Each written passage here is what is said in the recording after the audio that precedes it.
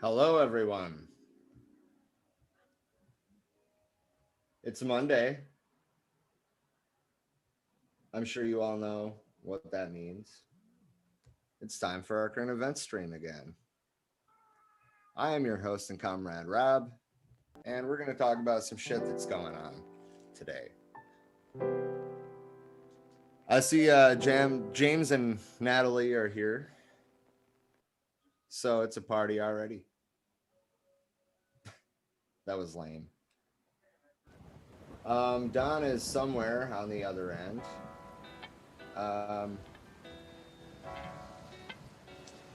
But don't forget to check out our Patreon. That's patreon.com/forwearemany. Hey, Emily's there. Any amount that you can manage to contribute helps us ultimately. It helps us bring you content. It helps us bring you information. It helps us eventually get people actually on the ground.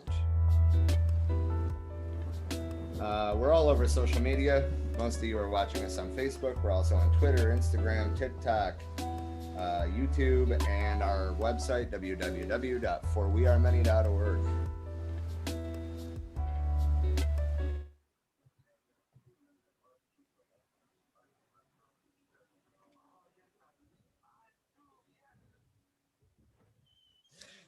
So our first segment today is going to be women's rights.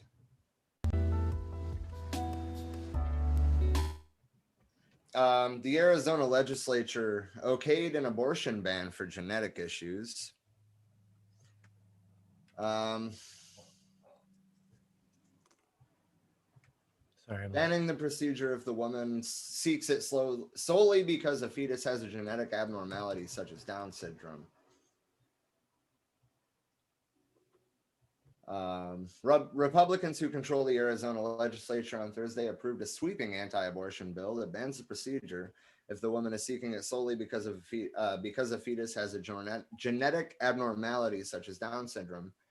Doctors who perform an abortion solely on those grounds can face felony charges. We don't need to restrict abortion. As a man, it's not my right or your right to say what happens to a woman's vagina or uterus or I think the white men that wrote this bill need to sit the fuck down. What about you, Don? And you can introduce yourself now that you're back. Hey, hello everybody. As you could probably see down at the bottom of my screen, my name is Don Hughes. That's my introduction. As far as what I think, I didn't catch much of it, honestly. But I get the gist. I get the gist, and if any dude is trying to write or pass legislature on women's reproductive rights, then it's automatically invalidated in my mind. They have no right doing that, is what I'm meaning. Exactly. James said howdy, Don. Hi, James. He also said hi to Natalie and Emily, but you know. Natalie and Emily are here. Hello. I don't have Dean's paywall blocker. Apparently, I have hit my free media from the Independent, but the headline pretty much speaks. I was going to go a little more into detail, but the headline pretty much speaks what you need to know. A landmark bill legalizing abortion passes Argentina's lower house. In other words, Argentina is trying to move into the future and allowing women to take their own decisions into their own hands.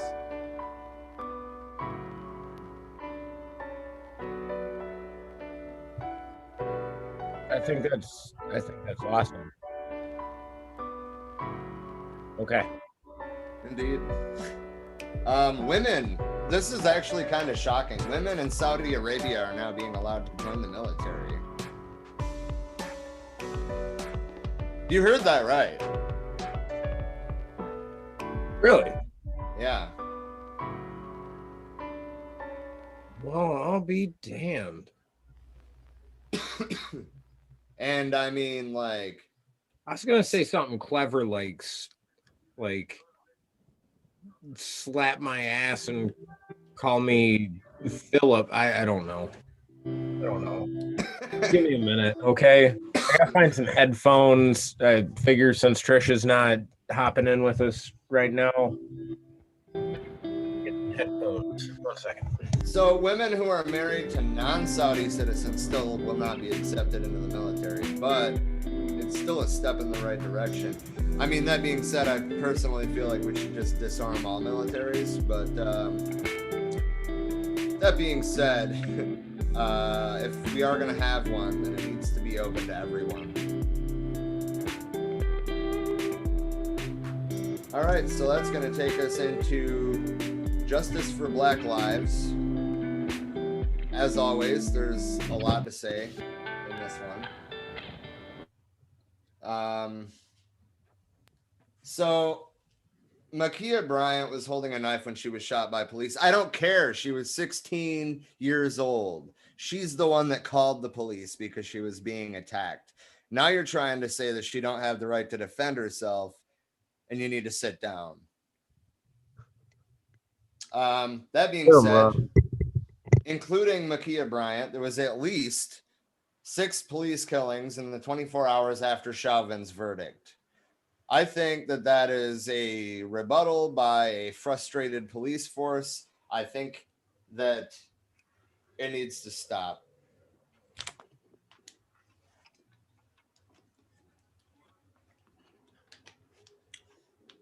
The protest. Go ahead.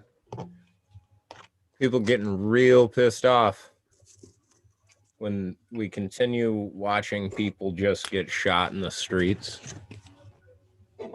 Yeah, actually, I wanted to originally discuss the Unicorn Riot piece about how they were attacked and detained by the police over the course of the Dante Wright killings. Instead, I wanted to focus on the community building going on in George Floyd Square. So I have a video. Actually, I have an article. I'm just going to keep screen sharing. I have an article. There's a video. There's a mini documentary in it. But I'm going to do this first. I didn't show the chat. Hold on. I got to stop screen sharing for a second. There we go. So Don, I'm going to post this link in the Zoom chat. If you can get it into the comments, that'd be awesome. Yeah, I got you. So George Floyd Square, that all of the Dante Wright protests have pretty much been organized right out of George Floyd Square. It's been a place for community building for almost a year now. And it's an important conversation, but rather than talking about it from the limited perspective I have, I'm going to play this Unicorn Riot mini documentary. There's a community that exists, and even if the police were to roll over this place, the people will come right back, and the barricades will come right back up, and they're not going to be able to quash this space. No justice. No streets. No justice. No streets. No justice. No streets.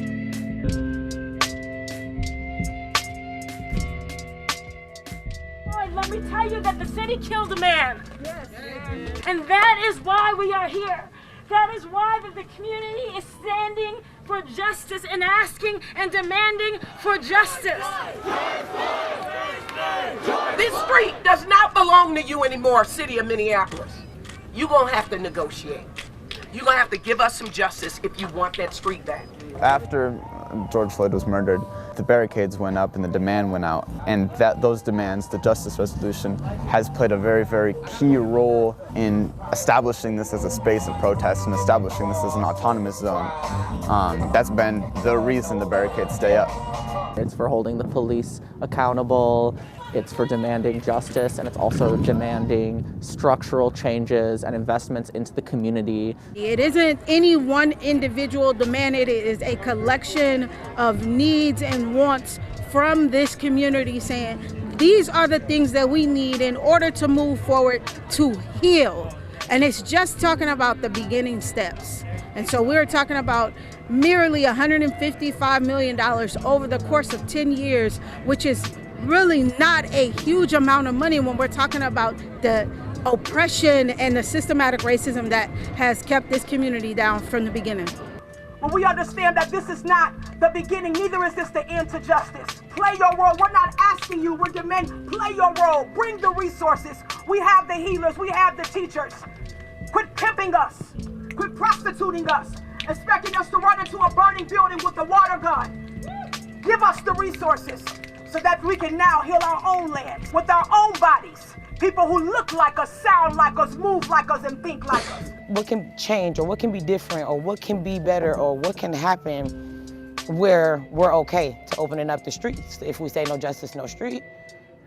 And yeah, the 20 to 4 demands is here, but that's just a scratch on the surface, because that doesn't really say Black liberation. GFS has utilized a partial demand very, very well to prop up the space, and it's a partial demand in the sense that it's not necessarily demanding the complete collapse of the world capitalist system. We say that we hold the space until the demands are met, and the city certainly does not want to meet the demands, and so they won't take back the space. So we're in a sort of crossfire. They're gonna have to meet those demands before we give up 38th Street. We're not giving it up. We're not giving it up. We're not giving it up. We're not giving it up. We're not giving it up. No justice. No streets. One of the big things about how things are defeated beforehand, it's when you don't develop processes and systems that can continue to keep themselves up. At GFS, every day there's a meeting in the morning and a meeting in the night. And that has been one of the ways that community has really, really developed. And you look around here, you see bus stops turned into storage, bus stops turned into a people's closet. You see bookshelves going up. You see we've got a medical shed. We've got a greenhouse. We've got a library. 612 MASH is a medic organization that operates out of the square. And there's this People's Way. This is a public space, it's a public meeting space, and it's a public space of a real community and joy and unity. And it's a sacred space, and it's a space of grieving and also of liberation. And so for people who are coming in here, people come from all over. It's almost a pilgrimage site in that way. I think it's something really to be said about how the common spaces and collectively maintained spaces have been eroded by capitalism. See this as a return of the commons in a lot of ways. In the ruins of capitalism, we've built something new, and something that sort of leaders in the square, Marsha especially, has said before. This is a blueprint for how society can be. How society can be organized, how we can develop community and come here together and meet the needs of the community. Because every day there are people who are unhoused who will come here sort of to find sanctuary. They'll come here and they'll get fed, they'll get clothed, and they'll get resources to get housed. And that's a thing that literally the state has been unable to provide.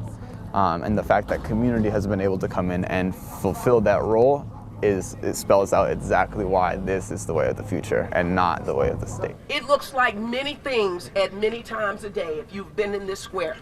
But in all those hours of every day, it still looks like community.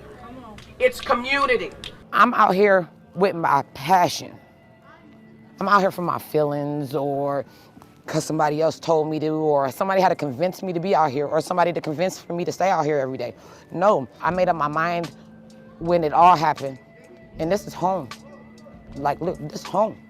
I done ran down these streets. In my first meeting that I came with a close friend of mine, I was instantly sold because how they embrace black people, especially the black man in this community, I mean, it's beautiful. I've never had a chance to experience this much black love in the area. No hatred, no undercutting. They just want to see the success of a black man here, and that's pretty much what brought me here. What made me start was at the uprising, the space was filled with hundreds and hundreds of people. So I came out during the evenings, about 5-ish, and stayed till like maybe 6 a.m. or something like that. I barbecued right on the street every night at 9:45, especially when they broke out the curfew. When they broke out the curfew, that we had to be in the house at about 10 p.m., or we're gonna get a citation and blah, blah, blah, blah. I'm like, we ain't going home. Spark grills at 9:45, and barbecued until I ran out of food. Costly, very, very costly, because barbecue is not cheap whatsoever, but it kept the square fed at the time. Food makes people happy. Food brings people together. I didn't think I was gonna come out here and be feeding people for 6 months. No. I don't get paid for what I do. That's just out the genuine of my heart. Just like we needed to secure the space and make sure it needed to be secured. Until we find out exactly who's gonna do that all day, every day, I'll take some of my time. If you're stationed on a barricade, it's keeping an eye out for the police. We're gonna hold this down. They got an army, we got our own army. It don't matter. They want to call this the United States. It's not the United States. We're not with the system. We are showing them how united we can actually be. So as of that, we're gonna be careful and be aware. And to be aware is to be alive. So be careful out here in every state, for real, and be well protected. And that's all I gotta say. Now I'm gonna have to watch out for everybody. And it's, opening and closing for residents coming in and out. At certain barricades have like gates that we open and close so people can still get in and out of the space to their homes. We're not trying to inconvenience anybody. We have masks, bottled water, snacks, basic resources like this that we'll pass out to people and we'll greet people coming into the space. I think like the sort of first importance of this space is as a memorial, as a sacred space for grieving a black man who was murdered by the state. And I think it's also grown into a really powerful autonomous community of mutual aid, and really not just envisioning but enacting a community that is as free as we can be from policing and from the United States as a settler colonial fascist government. GFS it's kind of the epicenter of an uprising, right? And it's been operating very well as a staging ground for other types of struggles that are ongoing in the area, whether that be stuff for Line 3, whether that be stuff in the housing movement, all types of racial justice movements. It's been sort of a center for activists all across the city. There's many memorials in this space. The biggest ones are for George Floyd, but there's also the Street of Names and Say Their Names Cemetery, which are both really, really moving, large-scale testaments to the memories of lives stolen by the police. And there's also plenty of individual memorials. Murphy Ranks' memorial is down the street there. And honestly, there's so many that really shows the power of this space to hold testament to so many, as well as to George Floyd, first and foremost.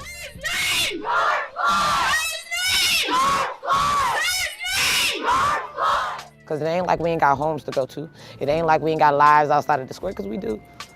We're just learning how to maintain and juggle what life is and what the square is. Love you, babe. No justice, no streets. If they want these streets, they gotta get into these demands. We got solidarity, y'all. We here. They want a little bit of street. They gotta give us a little bit of justice. So we already dropped the link in the comments. Honestly, go through Unicorn Riot's site. Also, discuss or like, you know, go read for yourself the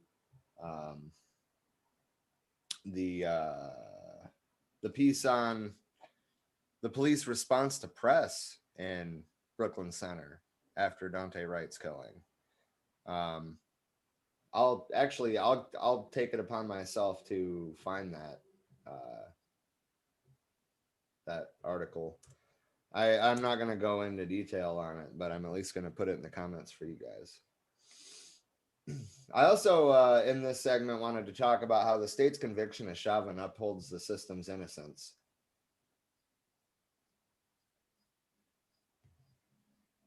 But one thing at a time. All right, same deal, Don. Drop that in the comments, please.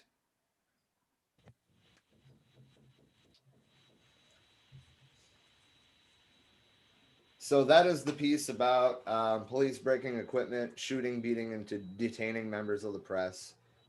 I'm sure there's a video that goes with it, but I just want you all to read it. It's important. It's been happening for years, but it's important.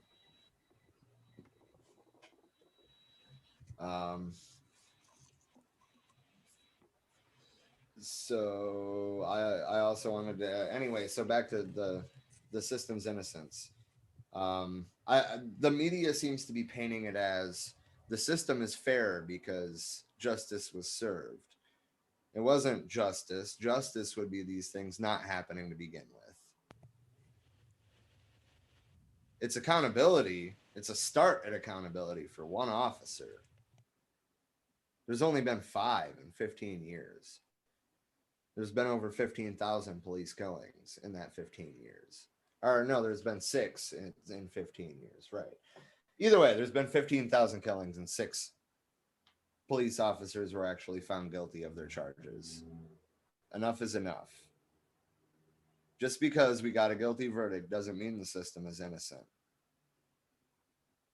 If the system was innocent, there wouldn't have been 6 lives taken from us by police in the 24 hours following the verdict.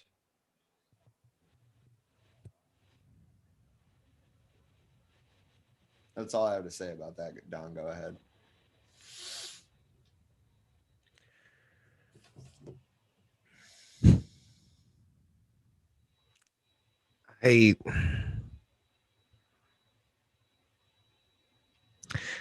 You know, it's hard to figure out not really what to say, but whether or not I should articulate what I'm feeling right now. I guess what I mean is, when the trial started, I told you guys in the group chat my hypothesis as to what was going to happen. It was going to basically be white cop Jesus being sacrificed for the sins of everybody else, and that's exactly what we're seeing. That's what we're seeing. Oh, he went to jail, so the system's fixed. No. We have a long way to go for Black liberation and liberation of all of us, I think. We live in 100% a police state.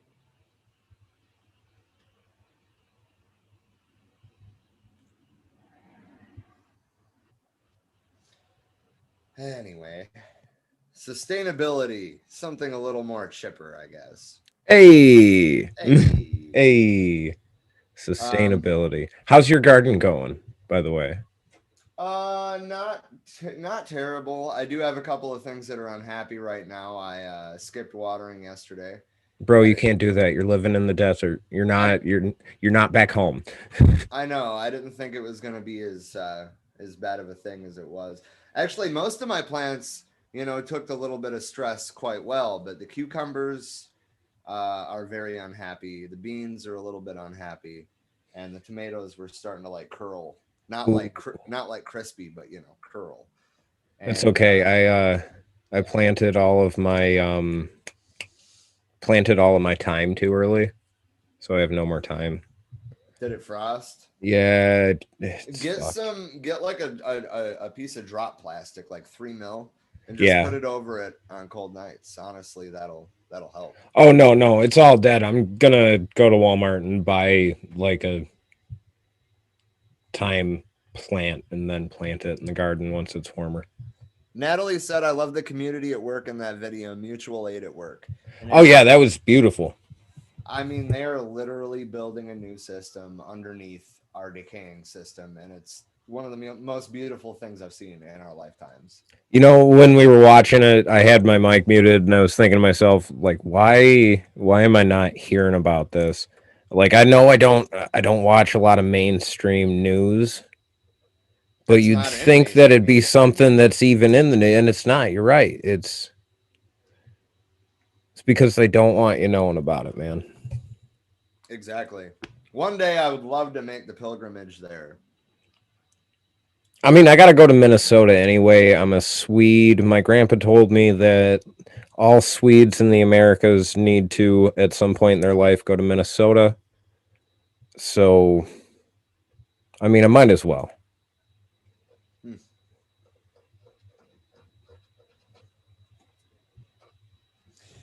So, a new technique could make some plastic trash compostable at home. That's significant. Hold on, let me get the tunes back. Okay. There we go. All right, so a new technique could make some plastic trash compostable at home. Embedding enzymes in the material causes it to rapidly break down without creating microplastics. So, like, you know, you throw your plastic container in the compost. In experiments, it worked. Actually, I'll screen share this real quick.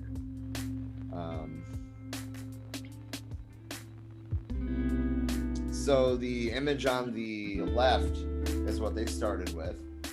The image on the right is after 2 weeks.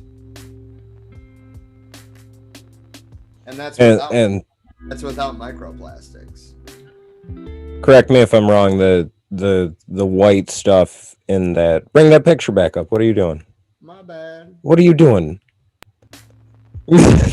So the white stuff in the cup on the right is what's left of the plastic, right?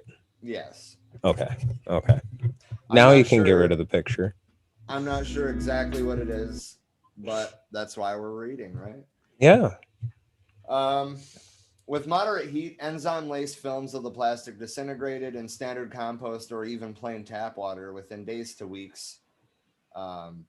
Biodegradability does not equal compostability. She often finds bits of biodegradable plastic in the compost she picks up for a parent's garden. Most biodegradable plastics go to landfills where the conditions aren't right for them to break down, so they degrade no faster than normal plastics. But embedding polymer chomping enzymes in biodegradable plastics should accelerate decomposition. But that process often inadvertently forms potentially harmful microplastics, which are showing up literally everywhere. That cannot be overstated. The enzymes clump together and randomly snip plastics molecular chains, leading to an incomplete breakdown. It's worse than if you don't degrade them in the first place, Suzu says. So, like, they're talking about biodegradable plastics.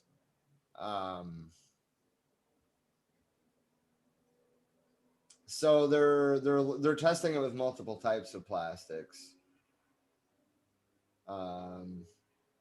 But these solitary enzymes basically grab the ends of the plastic molecular chains and ate as though they were slurping spaghetti. So think Lady and the Tramp. I want to see if anybody in the comments section is good at animation. I want to see an animated version of that. Okay. Sorry. It was a long shot. I figured it was worth it, though. You miss 100% of the shots you don't take. Somebody said that. I assume it was like Simo Haya or like... But no, that's groundbreaking, and that could be the future of plastic. So I just want to remind everybody that everything in your home is either made from or delivered by oil. We need to change that. This bottle is made of oil. This light is made of oil. This microphone is made of steel and oil. Sorry, I wanted to be part of it, Rob. Don't look at me like that. So into politics. Lollapalootics? Politics. I don't know.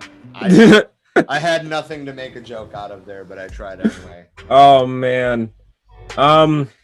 Before we get into politics, can I say something? Can I take a second? Because we're going through this quick, man. It's just me and you. This is true. Okay, so as always, Tucker Carlson, you can shut your fucking mouth, you limp dick son of a bitch. I don't know what he did this time. I just want to say, shut the fuck up. Okay. That's fair. Hey, next time you don't have to like eat the microphone because it's like deafening. Don't tell me what to do. The purpose of these microphones, Don, is that you leave them on the table and they hear you just fine. Oh. And it's one thing if you're talking all soft, but you're yelling into it. Ha. I'm sorry. I don't like the guy. I think he's a bitch. He's too weak to even wear a bow tie. Like, Jon Stewart called him out for wearing a bow tie during an interview, and the motherfucker changed into a regular tie. What kind of weak individual? What? I don't know. Man. Too fucking scared to wear a bow tie. Motherfucker. People listen to Tucker Carlson. That's the... You know who listens to Tucker Carlson? Old Republicans and the KKK. Yeah. I can bring up some videos if you want of like white nationalist leaders talking about how Tucker Carlson is an example of a great platform for getting their message to the masses. But we'd probably have to like restart the stream because the videos that I know where to find them belong to like CNN and shit. Let's see if I can start this over. Some leaders of the Black community spoke outside of City Hall this morning, upset with Mayor Wheeler's recent comments about these demonstrations. During a press conference yesterday, the mayor said many courageous BLM leaders have already stepped forward to denounce the self-described anarchists. One organizer of the event said it's not right to separate protesters and the Black community into different groups. It's frustrating. It's not two groups that are fighting each other or that are battling for control of this. What this really is there's a lot of people generally who are upset with the way that things are and have been upset with the way that things are. And Black people are a part of that. We're not excused from that. Not all leaders in the Black community agree. Earlier this week, Commissioner Mingus Mapp said some of the violence from the protests has actually been hurting our communities of color. When violence becomes the norm, the people who are hurt first are people of color and people who are low income. So I would ask anyone out there who's trying to be a good ally to people of color that you think about that, and even if you think you know what you think about that, I hope that you'll at least ask 3 people of color whether or not vandalism and violence is... I agree, you should ask people of color, but I don't like how the narrative in this story is like, oh, well, you know, violence bad. And I mean, essentially, they're telling the Black community what to think while saying, oh, well, ask the Black community.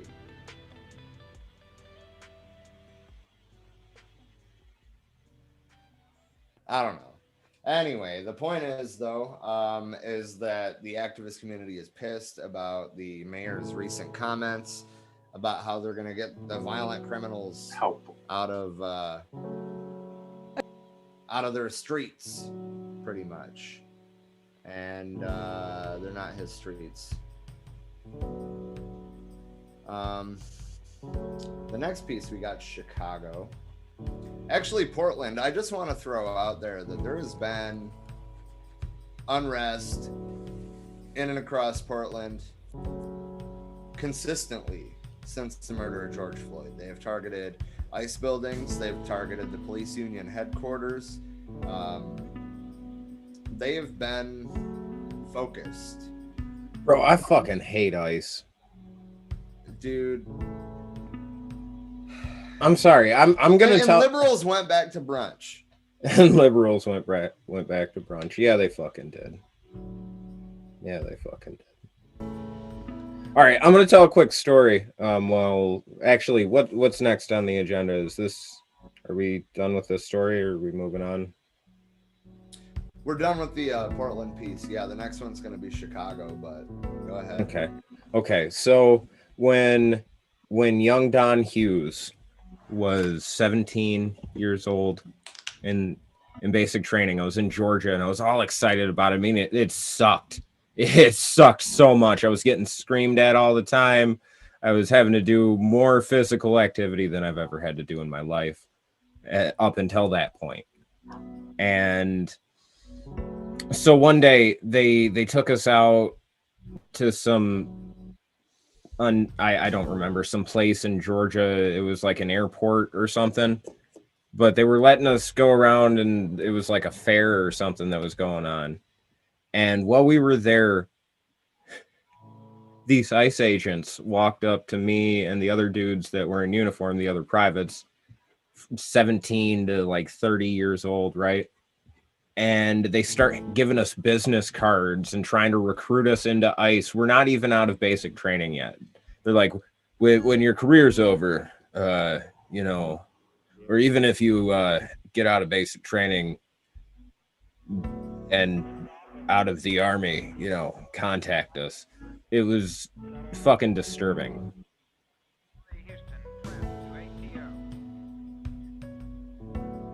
That's the end of the story. Sorry. I want to sum that up by saying fuck ICE. Fuck ICE. Fuck Joe Biden's immigration policy. From somebody that lives in a state where ICE can search your car literally anywhere in the state for no reason. Fuck ICE. Yeah, I mean, in Michigan, it's a really big thing. It's literally the whole state. Yeah. Because the Great Lakes are considered international waters. So anywhere within the borders is anywhere 100 miles from the coast of the Great Lakes, which is literally nowhere in the state of Michigan. You're never more than 100 miles away from a coast. Yeah. So yeah, fuck ICE.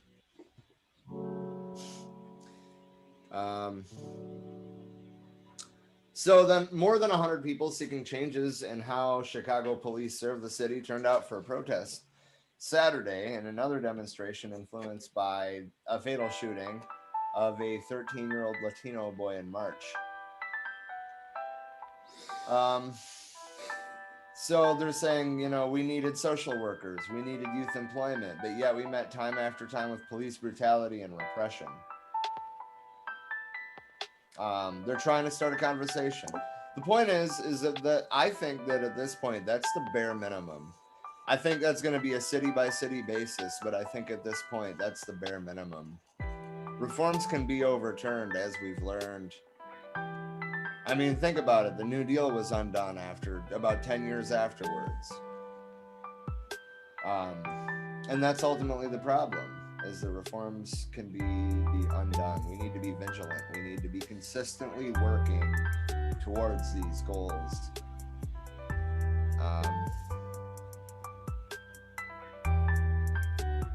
Obviously, they drew parallels to the shooting of Adam Toledo. The point is it doesn't matter if it's Adam Toledo. It doesn't matter if it's the fatal shooting of the 13-year-old Latino boy. It doesn't matter if it's Ma'Khia Bryant. Why are the police shooting children? I don't care if she had a knife. I don't care if he had a gun 10 seconds earlier. I don't care. Why are the police shooting children? Why can police come into schools to teach you that drugs can kill you, but not that they can?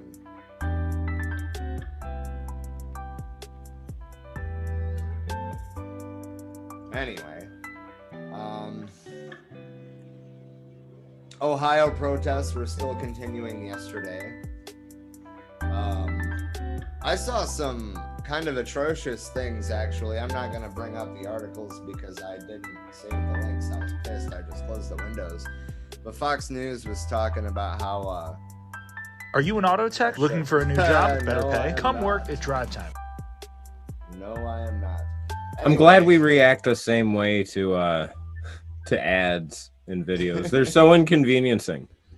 It wasn't even in a video. It was in a fucking on foxnews.com. Well, fuck ads. Yeah. And fuck Fox News.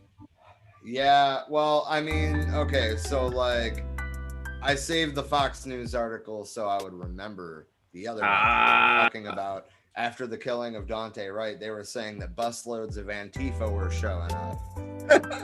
Shout out to the Antifa super sluts, by the way. They're still pulling a couple hundred people in the protests about Ma'Khia Bryant's shooting. And again, they're calling for accountability. They're calling for justice. These shouldn't take mass movements in the streets to achieve. If the system was innocent, there wouldn't be any of these incidents.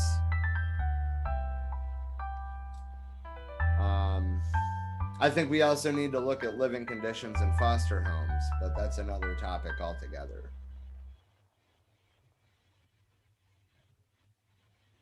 Then we're moving into international news. You guys ready for some catch up? We haven't talked about what's going on around the globe lately. We've been a little focused on the potential revolution on our own soil. Guess what's happening around the globe, everybody? I'll give you 3 guesses. U.S. intervention. Okay, second guess. U.S. regime change. Okay, third guess. I don't know. I'm out of guesses. Okay. Well, I'm sure because I know how Biden operates. I'm sure there's regime changes going on. I'm sure there's intervention going on. But the third one is Vladimir Putin slinging fucking threats to everybody around him. Pretty much. Yep. Pretty much. Yep. Well, that's actually one of the things I wanted to talk about today. Well, Putin, that is. But Alexei Navalny's political offices were closed by the Kremlin today. I saw that in the group chat. And the Kremlin seems to be leaning towards banning his anti-corruption movement altogether. Just let that sink in for a minute, those of you that are listening. Let me say it again. Actually, yes, James, you did. Everybody won the guess. It was, yes, bad shit is happening. Let me say this again, though. The Russian government, the Kremlin, is shutting down the anti-corruption movement. After shutting down, I mean, Navalny is really the only political opposition. He's the only one with the position and the spine to stand up to Putin. And all of the American or Western European media on it doesn't even talk about how it's the Communist Party. Yeah, they call it the anti-corruption movement or anything other than the Communist Party. Yeah, the opposition. Yeah. But yeah, so I mean, essentially what we're seeing in Russia is a power struggle between the communists and the proto-fascists or neo-fascists, however you want to call it. I mean, either way, there's no way to deny that Putin is some sort of fascist. Dude, he is a fucking... I mean, he might not be an Italian fascist or a German fascist. But... No, but he's really got to think he is immortal at this point, just completely untouchable. Which has got to be weird. He's only like 5'2", man. He's shorter than you are. I don't like fucking ride deer horseless through the woods in Siberia. Deer horseless through the woods in Siberia. I meant to say shirtless. I don't know. Listen. Because he would be horseless. I think he rides bears. I think it's bears that he rides shirtless through Siberia while he's hunting tigers and shit. Anyway, I just know that when the regime change happens in Russia, I hope that Putin's Akita is well taken care of afterwards. The dog didn't do anything wrong, man. He just barks at people. He's an Akita. But yeah, I mean, the fact that they're trying to ban a movement that has been a thorn in Putin's side, to say the least, for the last 6 months. I mean, they could just let Navalny out of jail, prop him up in front of some cameras and let him say some things. But they won't do that. No. They don't want to risk losing their power. And it's kind of funny because, I mean, everything that people say about the Communist Party, the communist rule, I should say, of the USSR, is essentially coming back in a different form under Putin. Well, you got to look at where he started out, man. He started out in the KGB, worked his way up through the KGB, became the head of the KGB, and then the USSR collapsed. And then he became the head of Russia. Well, he became the leader of the party first, but yes. Yeah. Yeah. And their current government is still largely structured like the USSR. And I think that's a problem too. I think that there was a lot to learn from the USSR, both about how to do things and how not to do things. Probably about equally on both, which isn't saying a whole lot because there should be a whole lot more good than bad in a good regime. But we need to move past this type. I mean, now they have technically a two-party system, but it's still basically a one-party system because the communists have no power. The United Russian Front, or whatever the fuck Putin's party is called, has literally all of the power because Putin has all of the power. Let's call it the Putin dynasty. Or no, it's not a dynasty yet because it's only one guy. Yeah. He hasn't passed it along to somebody. The United Soviet States of Putin. But they're not. If they were Soviets, then they would have worker councils. Oh, that's fair. The Putin Empire. So that's where the branch between, like, you know, more hardcore Leninists and people who follow like the path of Stalin. Lenin wanted like the Bolsheviks and Soviets to have work. The Soviets were worker councils. That's what was supposed to run the party. Anyway, I'm not going down that rabbit hole. Back to international news. Myanmar. Okay. They are slamming the ASEAN junta consensus. There was an agreement that was met between Southern Asian leaders and the leader of the military junta. And the activists are saying that the protests aren't going anywhere.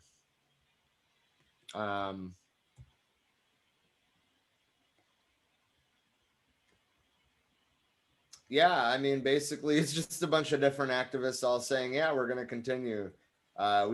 This is a slap in the face. We didn't get anything we wanted. These protests are going to continue. And basically, the agreement was that the junta would stop violence against protesters, thinking that that would bring an end to the protests. Nah. The military junta is illegitimate. Obviously, the masses of the country think so. They need to resign or be removed. I think that's perfectly within their rights as citizens of this world. Yeah, absolutely. I didn't add a COVID segment today, but this could have fit there too. India, man, COVID is ravaging India. Oh my God. Yeah. I was going to ask you, have you seen the video of like the the open air mass cremations that are going on. Hold on. It's some heavy shit, man. No, I didn't. But the protests aren't stopping, even with how bad India is. And the reason that these mass funeral pyres are happening is because the crematoriums are overflowing. They can't keep up. Yeah, I get it. I kind of wish Dean was here to talk about COVID, because it's, from what I've seen, it's getting a lot worse, like he was saying it was going to. It's really bad in India, and it's really bad in Brazil. I don't want to talk too much about it because I don't know the details. That's fair. But these are all funeral pyres. That's just in one square, in one town. I assume that there was. I thought that Al Jazeera is where that aerial footage came from, but maybe not. I don't know. I ran across it. I was in some rabbit hole on YouTube, and I saw it in my recommended.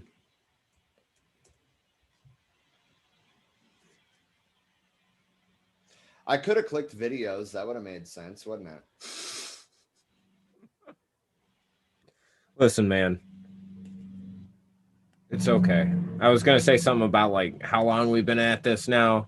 Come on. We're professionals. We're not professionals. We got 5 people watching this. I appreciate all 5 of you. I really do. And everybody listening in the future. I know that not always do people have the time to listen at 9 o'clock Eastern Standard Time. Kids are going to bed. 9 o'clock on a Saturday. It's Monday, Rob. I know. Okay, I'm just reminding you. I know. I only sang one line because I don't want to get smacked for copyright. That's fair. That's fair. He will sue you. I'm sure he will.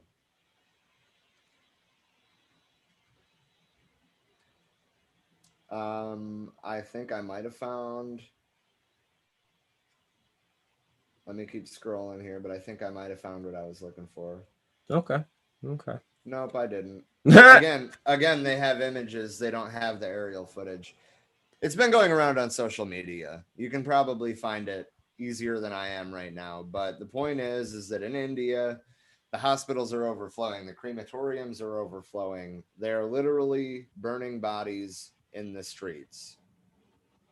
Yeah. And with that being said, the farmer protests are continuing. The leaders have been asking protesters to adopt precautions, masks, try to stay distanced, that kind of thing.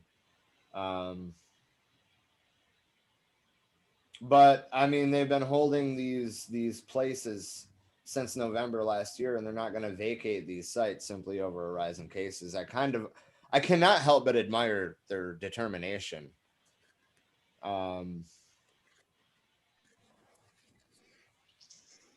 But they're talking about how the latest wave is another failure of Modi's government. So actually, they're using the protests as they're using COVID as another reason to protest. Like, hey, you're literally fucking killing us. I don't know how they're doing on vaccinations there either. When Dean comes back, we're gonna have another probably pretty long COVID segment. Yeah. There's some catch up we need to play. Speaking of catch up, I read an article that says we might be running out of ketchup. Details at 11. No, I'm kidding. Why don't we just make more? I don't know. I didn't read the article. I saw the headline and I was like, I don't fucking care. Why don't we just make more ketchup? Grow some tomatoes, you fucking pansies. So thousands of people filled Trocadero Plaza in Paris in front of the Eiffel Tower on Sunday, answering a call by Jewish associations and groups fighting anti-Semitism, who say that justice has not been done in the murder of Jewish woman Sarah Halimi France's highest court ruled that the killer will not go on trial. Yeah. What's their reasoning? There was no reasoning.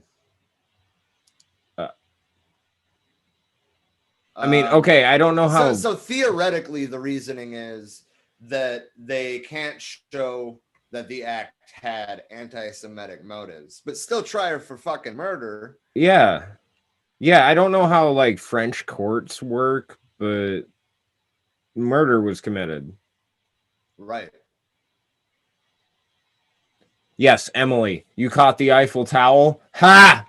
Beautiful. Beautiful. Did I say Eiffel Tower? You totally did. And I looked at the camera like this was The Office, and then I realized that this is not The Office, and we don't have the ability to like focus on me when I stare at the camera and like zoom in and things like that. Oh, you're doing it now. But I'm talking so they'll never see it. Yep. The court said a person who committed a crime while in a delirious state cannot be sent to trial, even if that state was caused by the habitual use of illegal drugs. They're claiming that cannabis use is a reason that they can't go to trial. What? What? He was in a delirious state, so he can't be tried. Can't try him for murder. He was high on pot, man.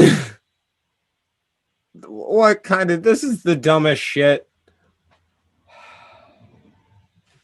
Okay, so the French know how to protest, though. Let's just get that out there. Every few months, the French government does something the French people don't like, and all they got to do is like bring a mock-up guillotine. Why did I pronounce the L? Guillotine into the streets of Paris, right?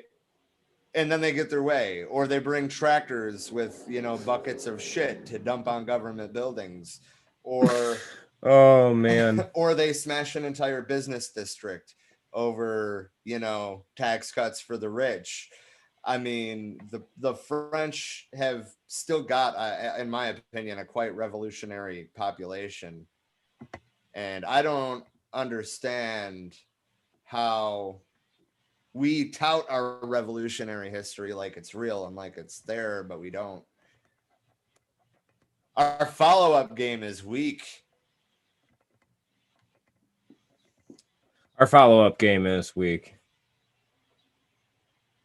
I think it's because we left the nest too soon. I think if we would have achieved independence from Britain in the 80s, like Canada did. Look at Canada. They're a lot better off than we are. I mean, they got problems, yeah, but...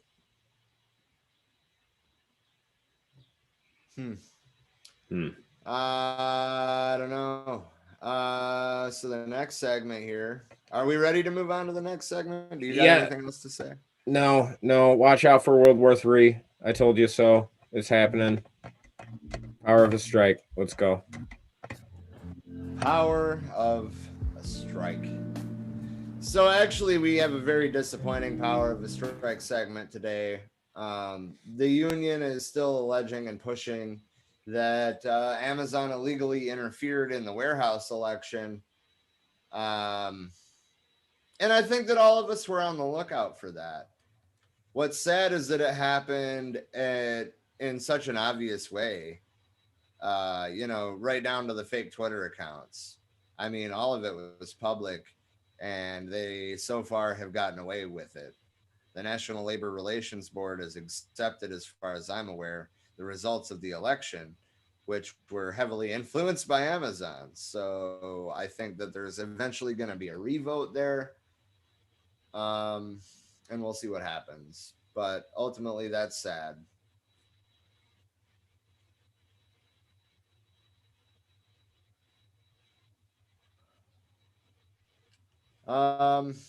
Anyway, the National Labor Relations Board declined to comment.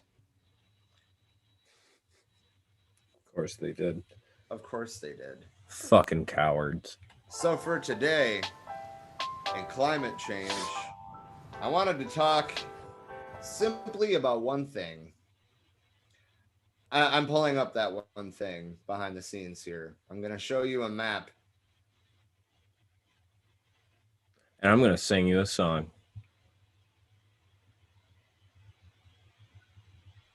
Not yet. I'm pausing for dramatic effect. I'm waiting for the picture to pop up. I'm waiting for it to load. That's fine. I'm just narrating what I'm doing.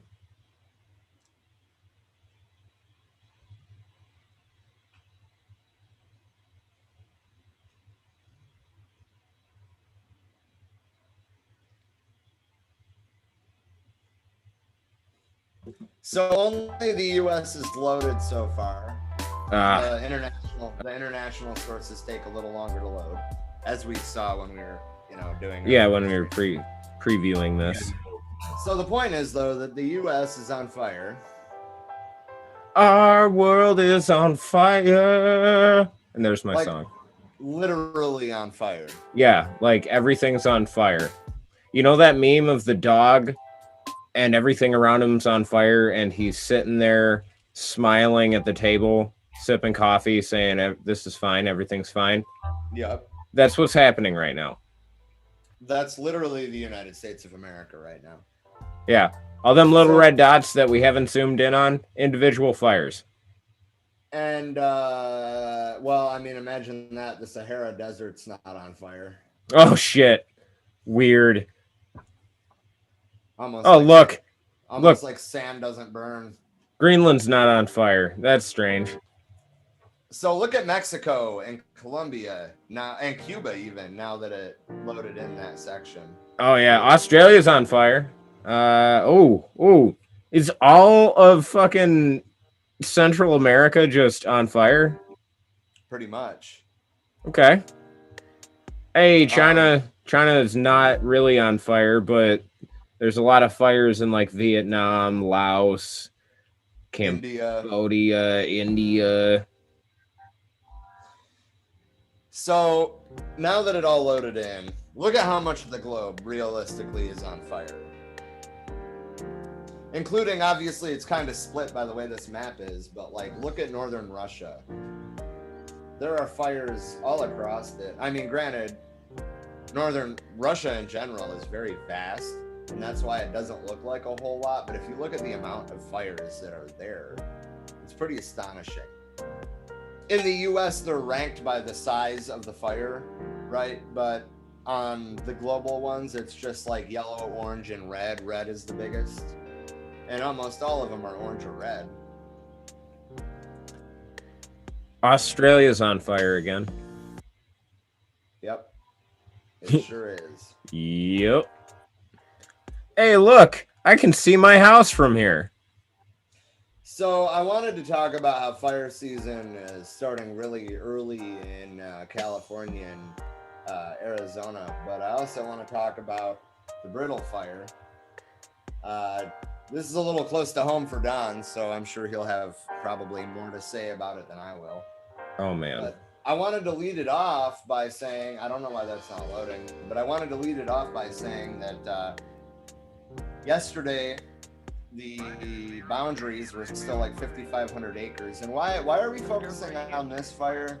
Because we're familiar with the land, and we know that it's normally wet, marshy, and this time of year especially, April showers bring May flowers and all that. There should have been basically no way that a fire could have spread so easily this time of year. But it's dry. It's very dry. And the last couple of years have been dry. Well, it's dry, and it's the area was extremely overgrown. That's why they were doing the burn in the first place, is because it was so overgrown that if they thought that if they didn't do it then, that they were going to. Summer. Yeah, it was going to happen in the summer, and it wasn't going to be under control. Well, as we found out, it wasn't under fucking control either way.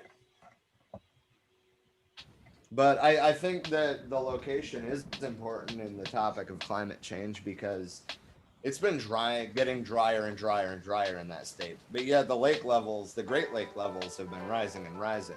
Not this year. Granted, I will say that 1 year out of, let's say 5, 1 year doesn't show a trend. It's just something that happened. Well, I think that this year is going to be I think we're going to see the growth slow down at the very least because there's not as much snow melt. Well, yeah, there wasn't a lot of snowfall, so. But yeah, the Brazilian rainforest, Natalie, thousands of acres every day. Yeah, you're absolutely right.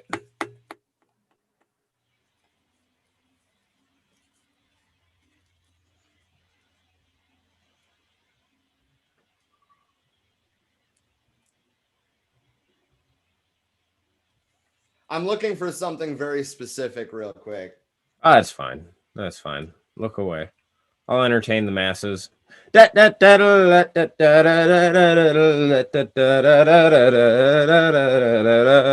bet you never seen this before.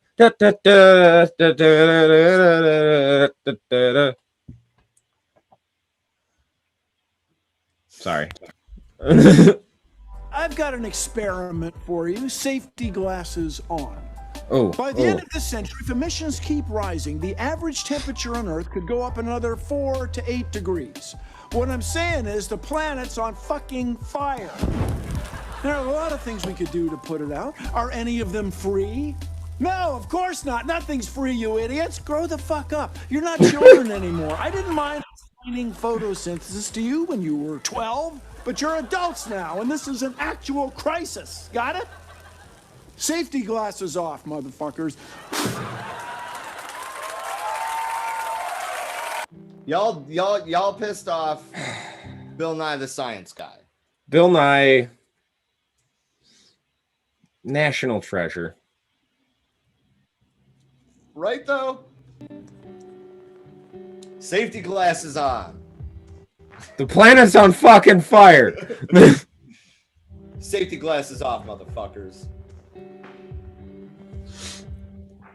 I know that's kind of an old clip, but no, it's seriously more and more relevant every day. We need to do something about it. The response is not cheap. It's definitely not free, but it's not cheap. Nothing's cheap. We need to do it on a global scale. It can't be just us, and it can't be, no offense to Bernie Sanders or AOC, but it can't be the watered down Democrat version of the Green New Deal. We need action. We need, what's the word I'm looking for? We need unilateral war with China.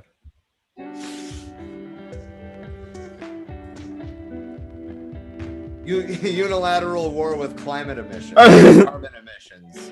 There we go. I'm sorry. I didn't mean to throw you off like that, man. You're good. Combating fascism. Everybody, please take the time out of your day to punch a Nazi. Oh yeah, if you see him, if you see something, say something. And basically today, I just wanted a little bit of a free-form discussion about how the two-party system enables the fascists. Right now, the Democrats have a majority, but they won't do anything because they want the Republicans to work with them. But the Republicans don't want to pass anything regardless of whether or not they agree with it because the Democrats are in power. Dude, yeah, that's how it works. Plus, like, and there's a couple, like, Tulsi Gabbard interviews that I could point out where she talks about it. Everybody knows I've got a thing for Tulsi. I love her.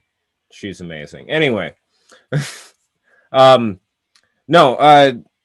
it's the policy of both parties. If somebody from an opposing party puts a bill forth and you agree with it, you can't vote for it because it's from the Democrats or it's from the Republicans. If the party puts a bill forth and you don't agree with it, you got to vote for it because it's from the party or they pull your funding. It's stupid. It's bullshit. It's not how democracy works, man. They're supposed to vote on things because honestly, that's what we want. I think that we need to like stop with the representative shit. It's 2021. We have the technology. We could do actual direct democracy. And I know everybody on the right's all like, oh, but mob rule. Okay, but right now we're being ruled by the 1% who has all the fucking money and keeps their boot on our necks all day, every day. We can't have them calling the shots anymore. And I'm not saying that direct democracy is necessarily the way that we need to go or the way that we're going to go, but we have the technology. We can actually do that now. If we can vote on fucking American Idol every week, or The Voice, or whatever fucking distraction you watch on your favorite 3-letter channel. Shout out to the Masked Singer, by the way. Kermit the Frog being one of the contestants. I fucking hate you guys. I wish that y'all would have stopped with Big Brother. Everything has been stupid on TV. I fucking hate it. Leave my Muppets alone. Don't have them compete on the Masked Singer. Who the fuck's gonna guess that it's Kermit the Frog? Elon, buddy. I don't know what he did about boots. James, fill me in the comments about what you mean about his boots, man. I think he's saying that he requires his boots, his keys, and his motorcycle. Or no, boots and clothes and motorcycle. Give me your boots, your clothes, and your motorcycle. Yeah, it's from Terminator. I know. Yeah. Hold on. Oh man, are you gonna show us the governor saying that line? That was such a simpler time, man. I miss when he was governor. I mean, obviously I live in Michigan. I don't live in California. I've only been there once, and it was a very horrible portion of California. It was almost Nevada. People shouldn't live there. But I like Arnold Schwarzenegger. He seemed like a cool dude. Hi. Why are you staring at me, bud? Because what I'm about to do. I can only play a short clip because it's licensed music that I don't have licensing to.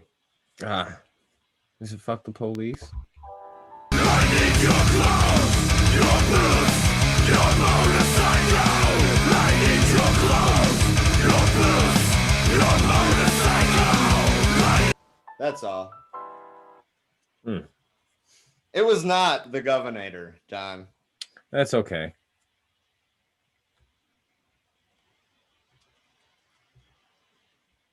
Good old Austrian death machine. Oh, man. So they're an Austrian band, metal band, obviously, that is completely based on what? They're not an Austrian band. Oh, they're not? No, that's Tim Lambesis. No. That's Tim Lambesis' band. It don't even sound like him. It's Tim Lambesis' band. Austrian Death Machine. It's when he started getting real big into working out. That's why he's such a fucking... That actually makes a lot of sense. I never looked into them at all, but bro, if you listen to like, you know, the bits that they do in the beginning of their songs, that's a pretty convincing Austrian accent. Yeah.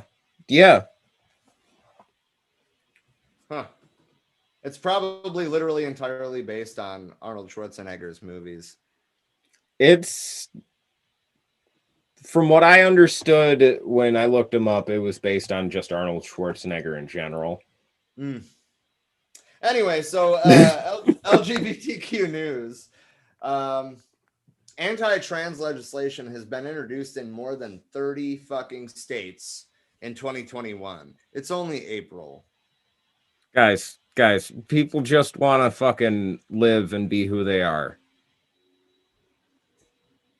I don't know what kind of weird hellscape reality you live in where every time somebody's in the bathroom, they're at fucking risk of being raped by, I don't know, gay banditos forcing their lifestyles on you. I don't know, but it's not real.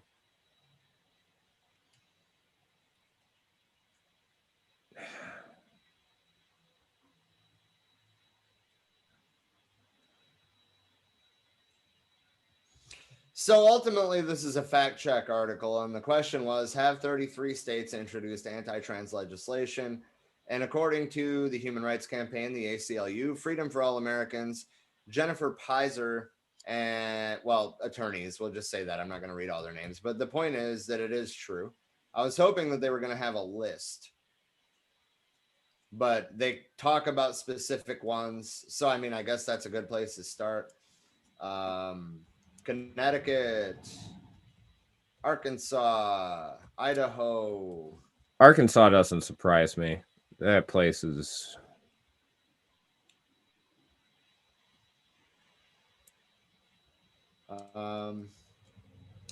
Yeah, they don't just have like a compiled list, but the point is that it's true. 33 states have introduced anti-trans legislation in 2021.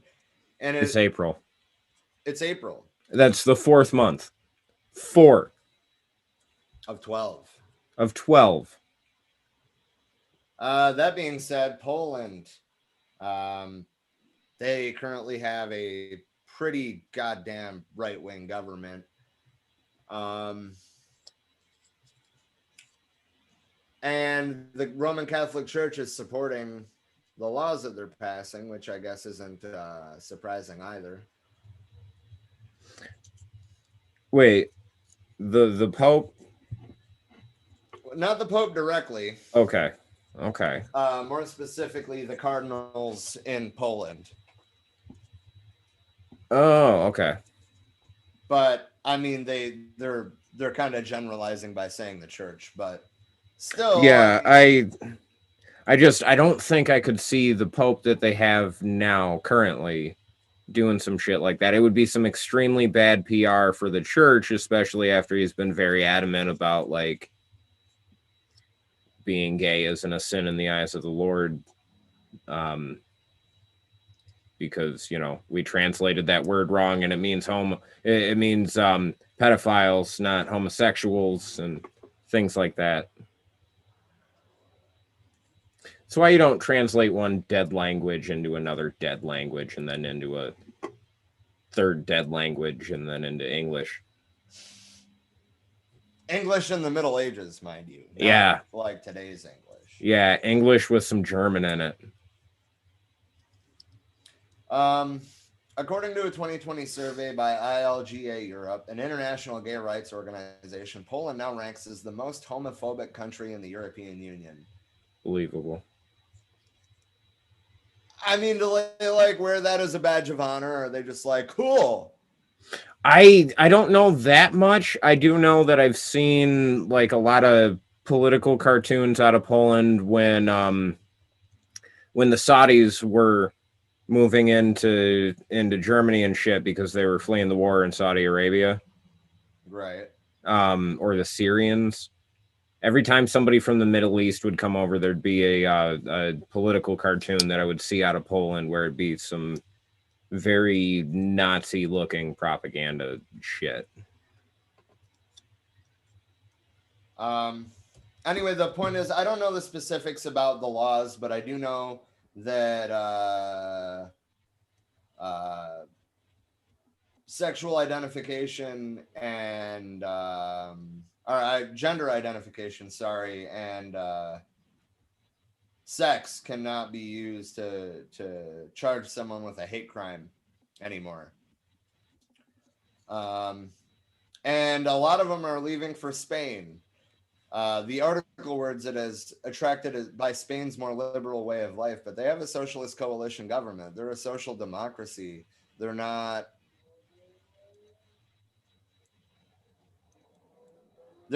necessarily liberal. They're a little more left than that. Anyway, I'm not saying they're a Marxist-Leninist state, but they're definitely not a liberal state either. I like Spain. Spain's a nice place. I want to go there. It's beautiful. I suggest Barcelona, but like also try to see some of the smaller towns because, yeah.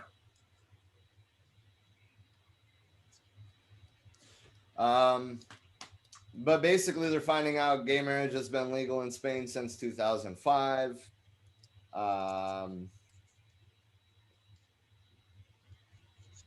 And there, as they were preparing to leave, there was a box filled with rainbow t-shirts, leaflets, and educational books that he left outside at his home in a gated community in Warsaw was defaced with the message, "Burn LGBT."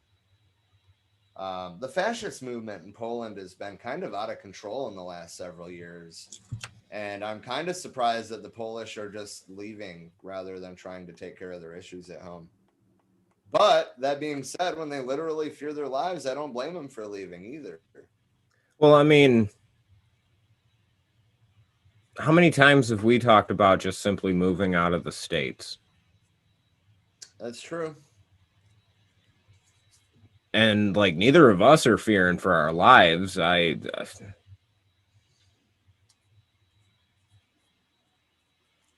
So if you're wondering on what kind of anti-LGBTQ laws they have on the books, they are not allowed to enter civil partnerships. They're not allowed to get married.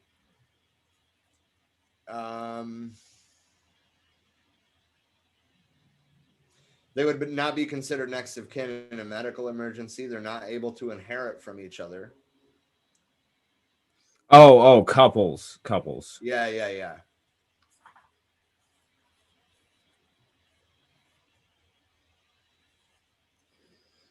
And I mean, you know, like there's people that have moved to, like, say, Berlin, and their family back home still doesn't know that they're gay. Let people be people. Yeah, seriously, what is it hurting? And like my biggest thing, why do these people spend so much time worrying about other people? Because it's not lesbians. Let me clear this up. They're not worried about lesbians. The people that are the most adamant homophobes are worrying about other people's dicks. Do they just spend all day just, I wonder what they're doing with their dicks? I bet they're like this.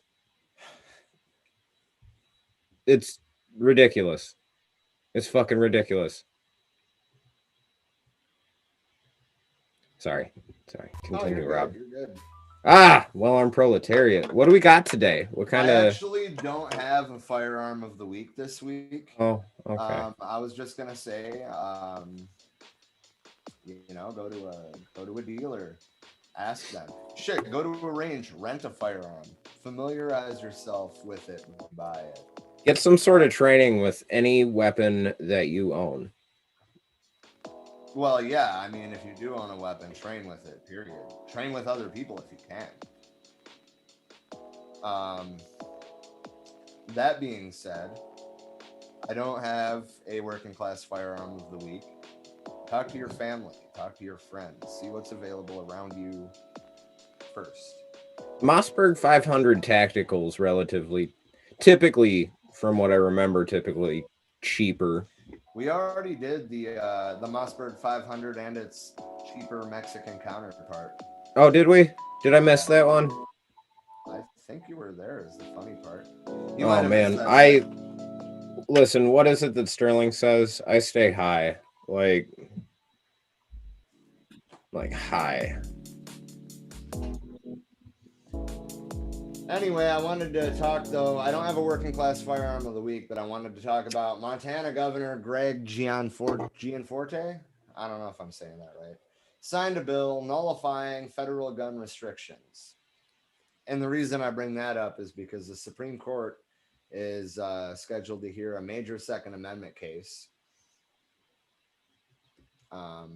But I mean, that being said, I think this is for, like, if that ruling goes against the New York State Rifle and Pistol Association. The case involves New York State's handgun licensing law, which has been in place since 1913, which requires someone who wishes to carry a handgun in public to demonstrate proper cause in order to obtain a licensing permitting them to do so.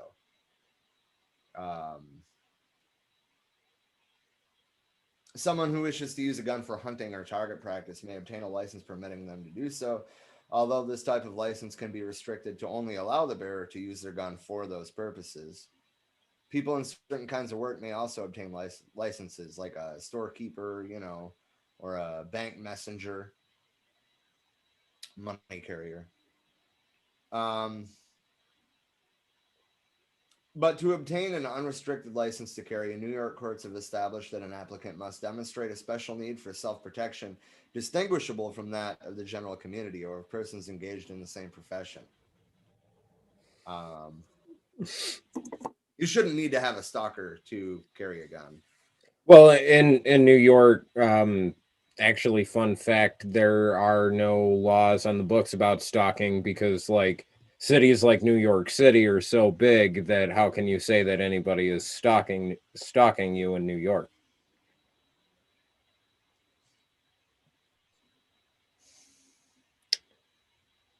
It's just a weird state of New York thing that I know. I don't even know why I know that. That's not true. The point is, watch out for Fox News and Reuters and your other favorite right-wing rags to be saying that a liberal court, which isn't. It's a 6-3 conservative majority, but they're going to be trying to say that a liberal court is trying to take away your Second Amendment rights. The Democrats are trying to take away your guns. But yeah, I mostly wanted to talk about that just to say watch out for propaganda. It's going to be everywhere. Probably on both sides, honestly. Yeah. Emily found us some science stuff for today. Hey, thanks, Emily.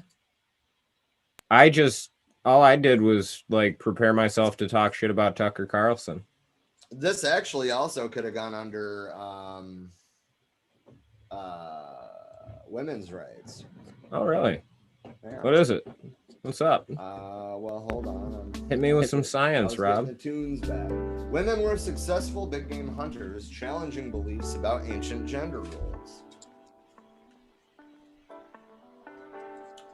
Basically, what the scientists found is that males hunted and one of the most widely held tenets said is that males hunted and females gathered. But what they're finding out is that that's a myth.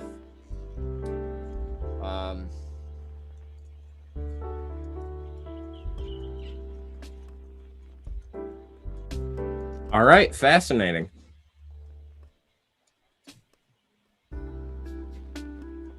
Now this theory is crumbling. There we go. In 1966, 75 anthropologists, 70 of whom were men, held a symposium called Man the Hunter at the University of Chicago. God, that sounds like the manliest anthropology meeting ever. Man the Hunter. It's just a bunch of like Nick Swarnsons everywhere with various stages of mustache and beard. Whatever. That was a good joke. Fuck you. But okay, so like an anthropologist after that, Carol Ember surveyed 179 societies. She found only 13 in which women participated in hunting. But now they're saying it's a mistake to conflate this pattern of most hunters are men, along with the myth of man the hunter. The myth was born of assumptions, not empirical research, and those assumptions tend to lead what they're looking for. And now they've done decades of field research. They've developed a more flexible view of human labor. They're realizing that women are not bound by biology to gather. Men are not bound by biology to hunt.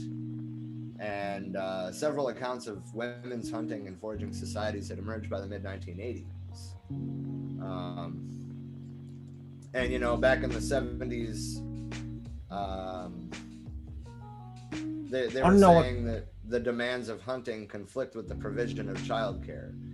But what we have to remember is in these older societies, the entire village raised children. It wasn't just the mother.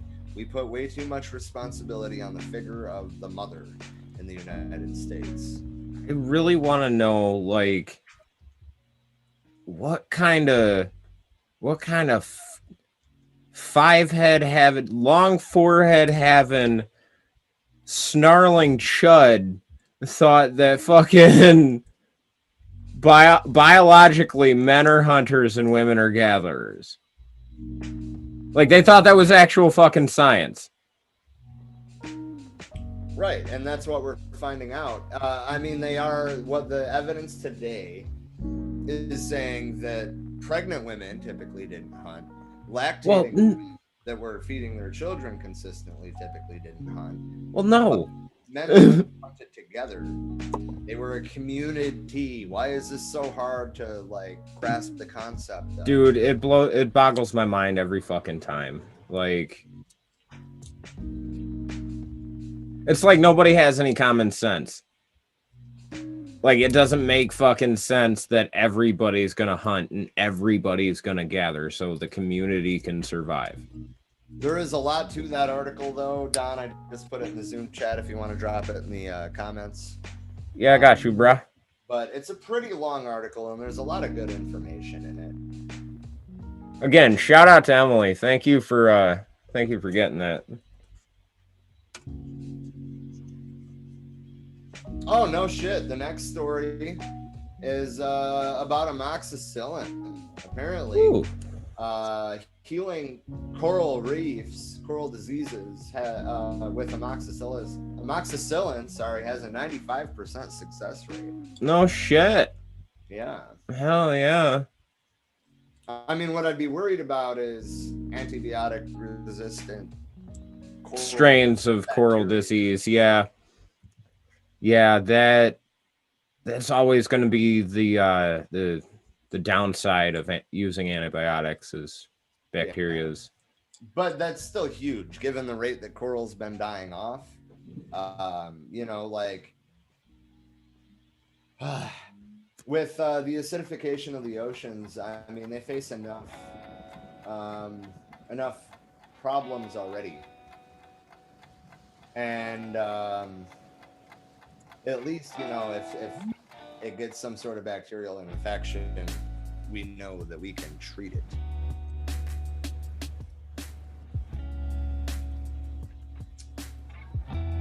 For now. And then now we're into the Revolutionary Left Book Club. We are this week going to read 2 chapters. It's chapter 8 and 9 of Quotations from Chairman Mao, also known as the Little Red Book. That is the People's Army, or the People's War and the People's Army. Hold on just a second here.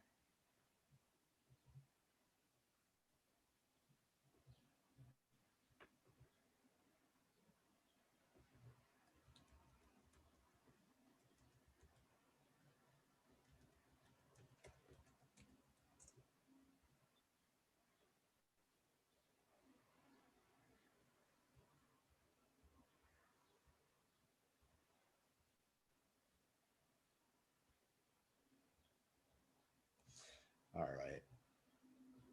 Without a people's army, the people have nothing. Oh, wait, that's chapter 9. Hold on.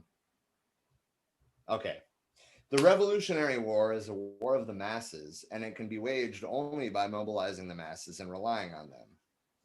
What is a true bastion of iron? It is the masses, the millions upon millions of people who genuinely and sincerely support the revolution. That is the real iron bastion, which it is impossible and absolutely impossible for any force on earth to smash. The counter-revolution cannot smash us. On the contrary, we shall smash it. Rallying millions upon millions of people around the revolutionary government and expanding our revolutionary war, we shall wipe out counter-revolution and take over the whole of China. Now, I wanted to point out how different China in the 1920s through 40s and 50s, when all of these quotations were assembled. I want to talk about how different China was. They were coming out of thousands of years of imperial rule, essentially. Whether that's, you know, localized spots where the British came over, or the Chinese Empire itself, which is really inconsequential. The point is that they lived under violent rule for literally thousands of years. Anyway, the richest source of power to wage war lies in the masses of the people.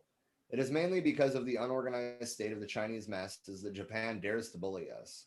When this defect is remedied, then the Japanese aggressor, like a mad bull crashing into a ring of flames, will be surrounded by hundreds of millions of our people standing upright. The mere sound of their voices will strike terror into him, and he will be burned to death. So that was from May 1938. At this point, they are under Imperial Japanese rule.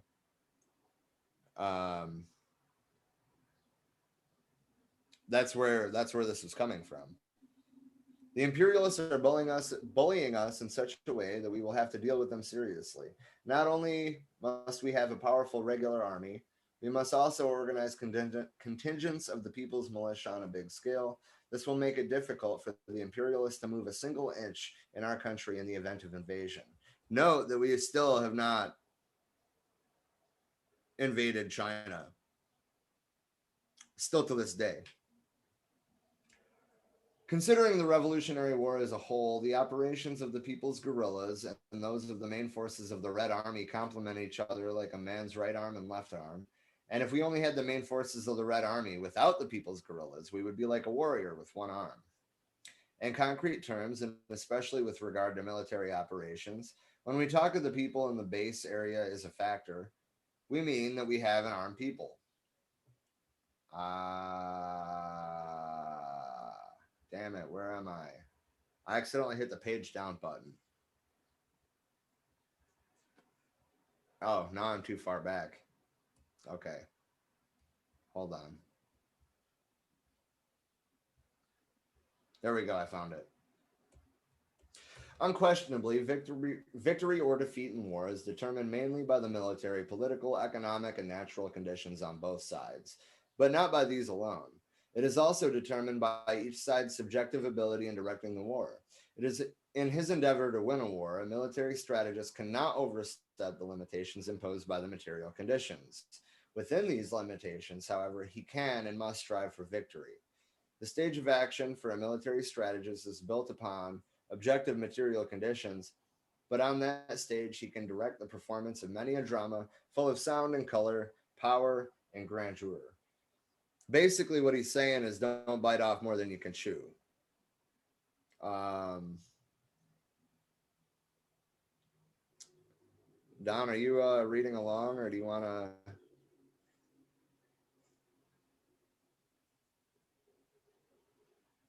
Do you want to say something or read something or something?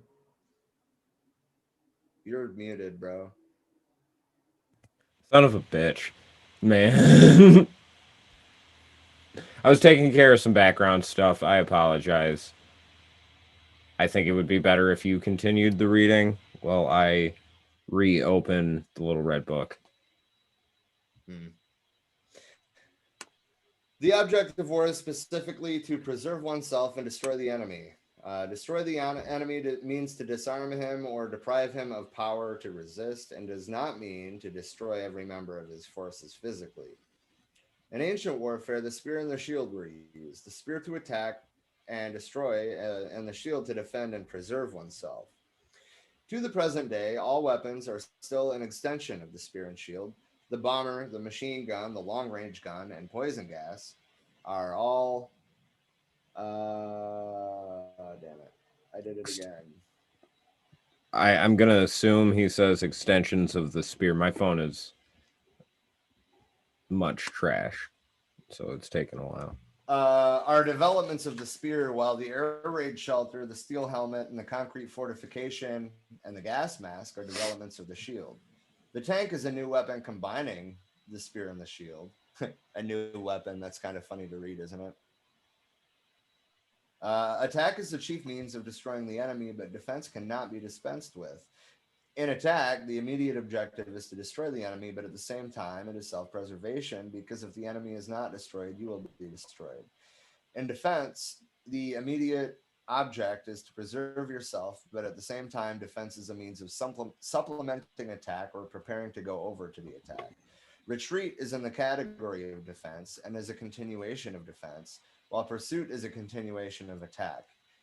It should be pointed out that destruction of the enemy is the primary object of war and self-preservation the secondary, because only by destroying the enemy in large numbers can one effectively preserve oneself. Therefore, attack the chief means of destroying the enemy is primary, while defense is secondary.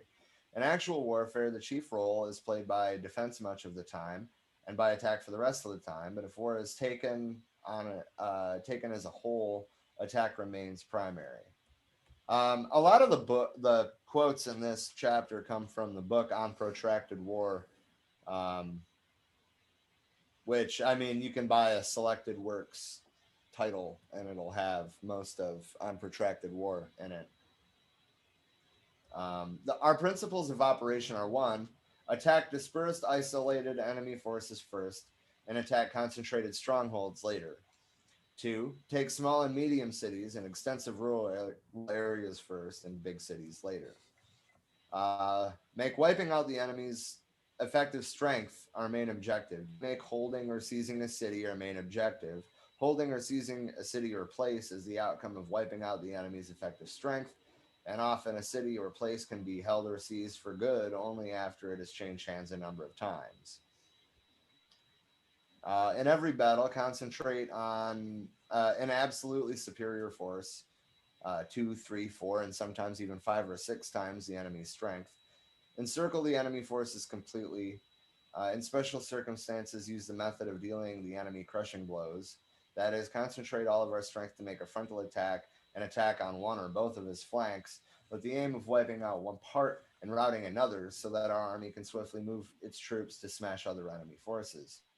Strive to avoid battles of attrition in which we lose more than we gain or only break even. In this way, although inferior as a whole in terms of numbers, we shall absolutely be superior in every part and every specific campaign, and this ensures victory in the campaign. 5, fight no battle unprepared. Fight no battle which you are sure of not winning. In other words, if you can't win, back out. Losing a little ground for a long-term win is better long-term. Give full play to our style of fighting. Courage in battle, no fear of sacrifice, no fear of fatigue, and continuous fighting. That is, fighting successive battles in a short time without rest. Because, I mean, that's the nature of guerrilla warfare, really. Strive to wipe out the enemy when he is on the move. In other words, I think what they're getting at is, at the same time, pay attention to the tactics of positional attack and capture enemy fortified points and cities. So they're saying that the enemy is more an easier target when they're on the move. 8, with regard to attacking cities, resolutely seize all enemy fortified points and cities which are weakly defended. At opportune moments, seize all enemy fortified points and cities defended with moderate strength, provided circumstances permit. As for all strongly defended enemy fortified points and cities, wait until conditions are ripe and then take them. 9, replenish our strength with all the arms and most of the personnel captured from the enemy. Our enemy's main sources of manpower and material are at the front. So, like, if you see a rucksack of the enemy, for example, take their ammo, take their gun, take their water, take their food.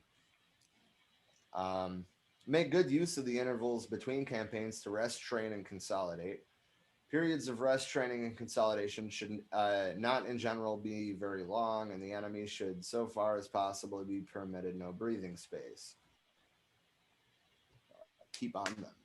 These are the main methods the People's Liberation Army has employed in defeating Chiang Kai-shek. I don't know if I said that right. I know that he was I've seen the name before. I've never heard it. I know that he was the leader of some reactionary forces during the revolution, but other than that, I don't know anything about him. They are the result of tempering of the People's Liberation Army in strong years of fighting against domestic and foreign enemies, and are completely suited to our present situation. Our strategy and tactics are based on a people's war. No army opposed to the people can use our strategy and tactics. That being said, though, it's not like a lot of these are necessarily new ideas. It's taking ideas from past military strategists and mixing them in a way that works for their decentralized approach.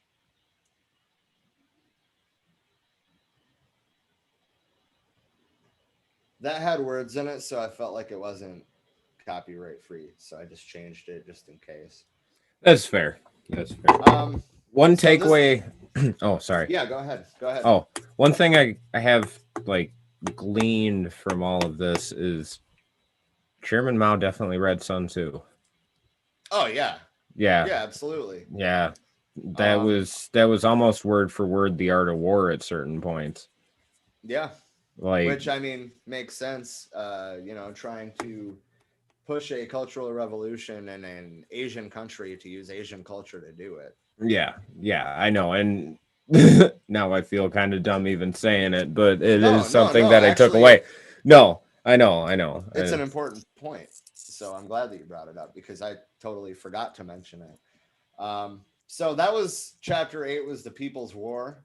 Chapter 9 is the People's Army. We're not talking about a state army. We're talking about what we in America would call a militia, or realistically, what the Black Panther Party was.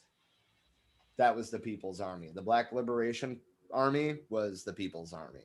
Anyway, without a People's Army, the people have nothing. This army is powerful because all its members have a conscious discipline. They have come together and they fight not for the private interests of a few individuals or a narrow clique, but for the interests of the broad masses and the whole nation. The sole purpose of this army is to stand firmly with the Chinese people and serve them wholeheartedly. The Chinese Red Army is an armed body for carrying out the political tasks of the revolution. Especially at present, the Red Army should certainly not confine itself to fighting, besides fighting to destroy the enemy's military strength. I just want to reiterate that. The Red Army should certainly not confine itself to fighting.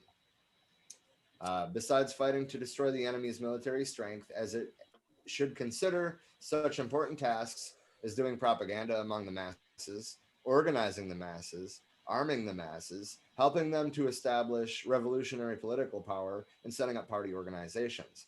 The Red Army fights not merely for the sake of fighting, but in order to conduct propaganda among the masses, organize them, arm them, and help them to establish revolutionary political power. Yes, they reiterated that in the same quotation. It's important. In order to conduct propaganda among the masses, in other words, change the narrative, to organize the masses, arm the masses, and help them establish political power. Now, what does that mean? George Floyd Square. What does that mean? The Black Panther Party's programs in the late 60s and early 70s. We have seen real-world application of the People's Army in the United States, even if they didn't call it that. Anyway, without these objectives, fighting loses its meaning and the Red Army loses the reason for its existence. The People's Liberation Army is always a fighting force. Even after countrywide victory, our army will remain a fighting force during the historical period in which classes have not been abolished in our country, aka still today. There is still a class system in China. Although, it's not as bad as it once was, but there's still a long way to go, is my point on that. And the imperialist system still exists in the world. On this point, there should be no misunderstanding or wavering. In other words, they're going to have an army until the imperialist system is gone. We have an army for fighting as well as an army for labor. For fighting, we have the 8th Route and New 4th Armies, but even they do a dual job, warfare and production. With these two kinds of armies, and with the fighting army skilled in these two tasks and in mass work, we can overcome our difficulties and defeat Japanese imperialism. Our national defense will be consolidated, and no imperialist will be allowed to invade our territory again. Our people's armed forces must be maintained and developed with the brave and steeled People's Liberation Army as their foundation. We will not only have a powerful army, but also a powerful Air Force and Navy. That was from the opening address of the first plenary session of the Chinese People's Political Consultative Conference. That's a mouthful. In 1949. So in other words, the first time that the party officially met as a government power in 1949, they were like, hey, we need to be able to defend ourselves. I mean, that's a pretty common thing for the formation of any government, right or left, is establishing a means of self-defense. So I think that there were parts, even in Mao's own rule, but especially after Mao, where this next principle is kind of forgotten. And that's why I wanted to point it out in specific. Our principle is that the party commands the gun, and the gun must never be allowed to command the party. I think that we did see that kind of fall short in during Mao's rule. But either way, I just wanted to address that's not the only, what's the word I'm looking for? I'm thinking hypocrisy, but that's not the word I want to lose. Contradiction, of course. That's not the only contradiction we'll find between Mao's work and Mao's regime, I guess you'd call it. But he warned of things like this. Anyway, all our officers and fighters must always bear in mind that we are the Great People's Liberation Army. We are the troops led by the Great Communist Party of China. This is a translation mishap, I want to point out, because Mao very adamantly said that they are not the Communist Party of China. They are the Chinese Communist Party, meaning that the party is of the people, not anyway. Provided we constantly observe the directives of the party, we are sure to win. And that is the end of chapter 9. That was a very important distinction that had to be made, Rob. Yeah, it's kind of like I think that even Mao failed in integrating that at times. It's supposed to be from the people, not like taken from the people, but like they are the people, they are the masses. Anyway, Go ahead, Don. Well, it's like in ancient cultures, we see a lot. Typically, people will be like, oh, this guy, Alfred the Great, was the king of England, or this guy, Charlemagne, was the king of France. But that's not how it was. Alfred the Great was the king of the Angles and the Saxons, and Charlemagne was king of the Franks. And that's a very important distinction. Because, like, at a certain point, yes, that shit changed and they became kings of countries. But originally, they were just leaders of people. Right. I don't know. I'm kind of tired, so, like, my rants are getting a little less unintelligible. Next week, we're going to be talking about the leadership of party committees. And I just want to say now that the reason that that's important, I think, is because we can see what we can change. We can take his ideas and change them. That's the whole purpose of this. We're supposed to learn from it. We're not supposed to try to be exactly like they were. Their material conditions were entirely different than ours are. Yeah, even if we wanted to be exactly like them, we couldn't. Right. So we need to figure out how to adapt the party structure or the idea of the vanguard even as its own thing. We need to figure out how to adapt that to American life. And as part of the leadership of party committees, I actually want to take a look at the structure of the Black Panthers because, well, I mean, they were a lot of what they did came from Mao, and holy shit, I never realized it until we started reading this book. And then I'm like, I mean, I had heard it, and I was like, okay, yeah, they had a couple ideas, like the Protracted People's War and the People's Army. Yeah, that was from the Little Red Book, but other than that, there's nothing else. No, their entire structure was based on the structure of the party adapted to their communities. So that'll be what we're discussing next week. And we have a little bit of good news. I saw that. I'm excited about that. It's been a while since we've given you guys some good news. Well, go for it, Don. Well, tonight you can view the what they're calling the pink supermoon. I know I can see it from Michigan. If I look out my window, if I go outside, I can see it right now. I can't see much. Hold on, let me turn off. This is completely unrelated, but I'm going to turn off my background for a second just so I can show you what it looks like outside.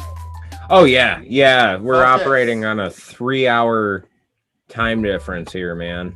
Well, I wasn't even talking about that. I was actually trying to show how dark it was outside, but I'd have to like go all the way over to the window, and I don't think the cord's long enough. I can do that. Maybe it is. My phone charger. You're breaking the fourth wall, Rob. People aren't supposed to see behind the scenes. Random side note while all this is going on, it's the birthday of my favorite Roman emperor, Marcus Aurelius. Happy birthday, Marcus. You were one of the good ones. Rob got that joke. I heard the nose laugh. It's mucho dark out there. A little bit, yeah. For the fact that it's not sundown yet, and I mean it's getting close, but still it's quite cloudy and it's been pretty windy. It's supposed to rain tonight. Oh, fun. Good for you. I wish it would rain here so maybe the fire would go out. Let me restate that. I wish it would rain enough that the fire would go out. Because it's rained here a couple of times since then. Right. Hey, our Patreon's live. You know what that means, guys. We've got the $1 subscription. I'm sure we've got a couple other ones, 3, 5, something like that, right? Yeah. Then we've got Elon Musk. Elon, And, buddy. Jeff Bezos. And Jeff Bezos, yeah. You guys, listen, I'm on to you. The pictures, the videos, the 8-track cassette tapes, the vinyl records, most of it'll stop. As we've discussed in earlier streams, the pictures are not going to stop. I need you to know that I have that leverage over you. But all you have to do to make a majority of it go away is donate one time.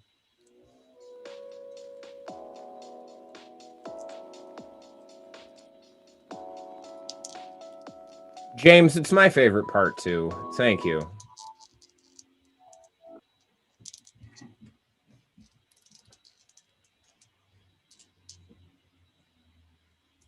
On this slide, we've got all of our domains.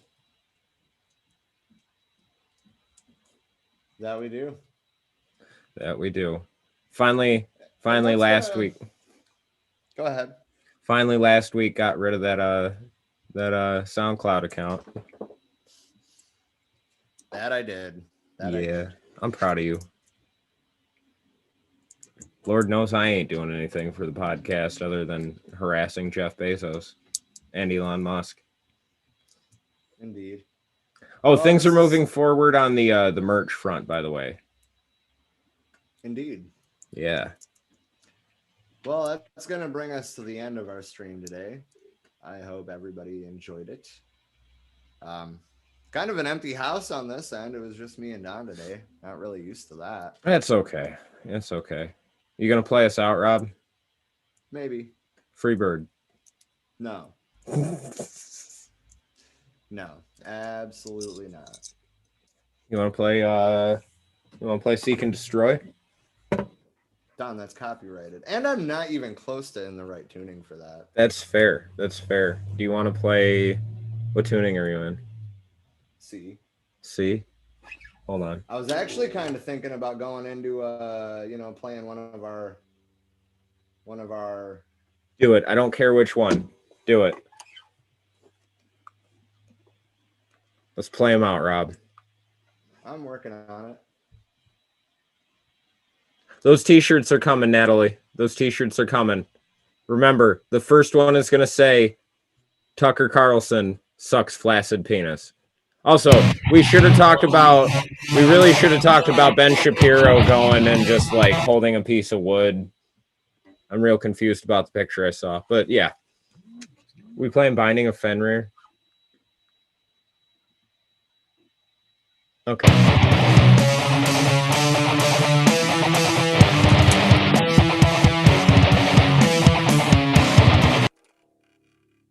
What are you doing, Rob? You're making us look like amateurs.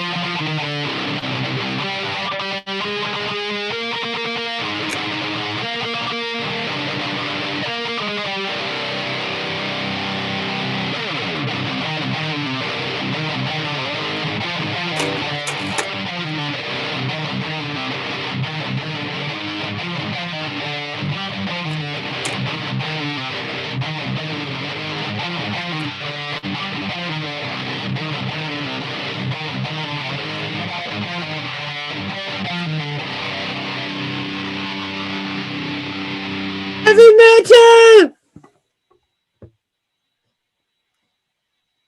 I can't hear you, Rob, but that's okay.